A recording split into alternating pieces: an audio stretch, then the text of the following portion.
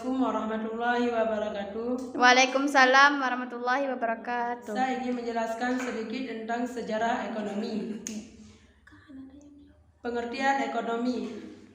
Kata ekonomi secara etimologis berasal dari bahasa Yahudi, yaitu oikos, yang berarti keluarga, rumah tangga, dan monos atau peraturan atau aturan dalam hukum. Dan secara garis besar diartikan sebagai aturan rumah tangga atau manajemen rumah tangga. Pengertian ekonomi adalah suatu ilmu sosial yang mempelajari tentang kegiatan manusia yang berkaitan dengan aktivitas produksi, distribusi, dan konsumsi terhadap barang dan jasa. Ada juga yang menyebutkan definisi ekonomi adalah semua yang berhubungan dengan upaya dan daya manusia dalam memenuhi kebutuhan hidupnya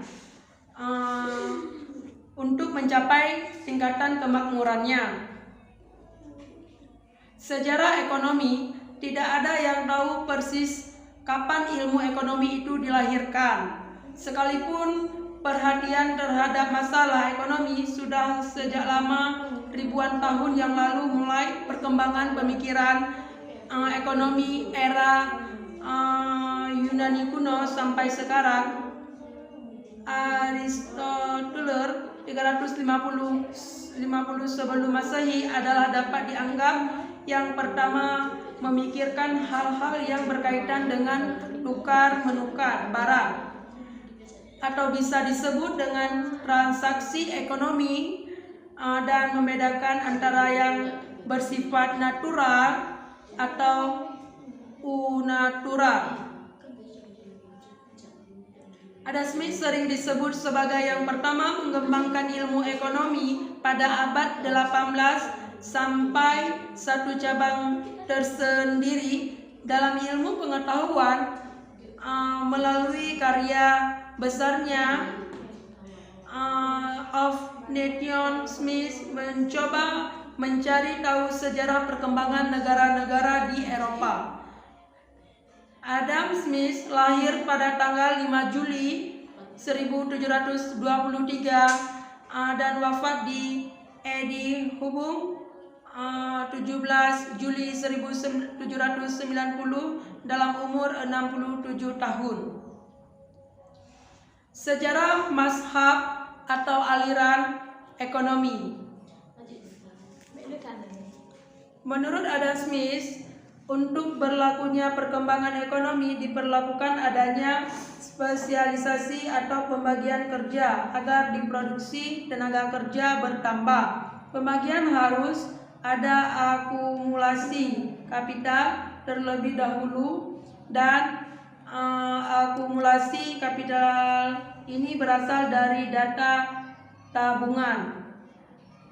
2. David Ricardo. Menurut David Ricardo, dalam masyarakat ekonomi ada 3 pembagian. Yang pertama, golongan kapital adalah golongan yang memimpin produksi dan memang peran yang penting karena mereka selalu mencari keuntungan dan mengidentifikasi kembali pendapatnya. 3. Thomas Robert Malthus.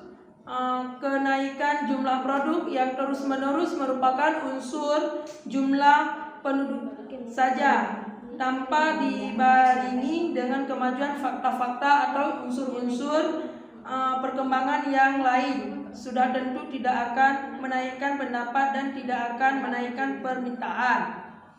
4. George Marcus berpendapat bahwa pandangan klasik yang memusatkan perhatian analisis ekonominya pada teori harga, maka perlu dipahami arah penggunaan alat produksi dengan sempurnanya.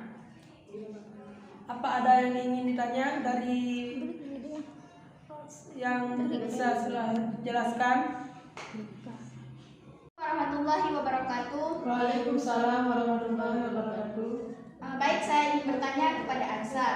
Kan David Ricardo adalah pakar ekonomi politik Inggris. Menurutnya, di Di dalam masyarakat ekonomi ada 3 golongan masyarakat. Tolong Anda sebutkan dan jelaskan ketiga golongan tersebut. Sekian, terima kasih. Assalamualaikum warahmatullahi wabarakatuh. Waalaikumsalam warahmatullahi wabarakatuh. Saya akan menjawab pertanyaan dari Adrami Nadia. Yang pertanyaannya, David Fardo adalah pakar ekonomi politik Inggris. Menurut di dalam masyarakat ekonomi ada 3 golongan. Adapun ketiga golongan tersebut, yang pertama yaitu golongan kapital, adalah golongan yang memimpin produksi dan memang peran yang penting karena mereka selalu mencari keuntungan. 2. Golongan baru, ini tergantung pada golongan kapital dan mereka merupakan golongan yang terbesar dalam masyarakat. 3. Golongan tua, tanah, ini mereka hanya memikirkan sewa saja dari golongan kapital antara real tanah yang disewakan. Berarti ada 3 golongan, yaitu golongan kapital. Golongan kapital itu merupakan golongan produksi, dan golongan baru. Golongan baru ini tergantung pada golongan kapital. Dan yang ketiga golongan tuan tanah, yaitu mereka hanya membisikkan sewa menyewa. Bisa.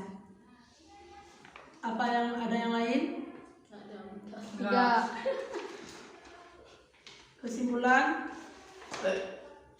kata ekonomi secara etimologis berasal dari bahasa Yunani yaitu logos yang berarti keluarga, rumah tangga, dan monos atau peraturan atau aturan hukum, dan secara garis besar diartikan sebagai ekonomi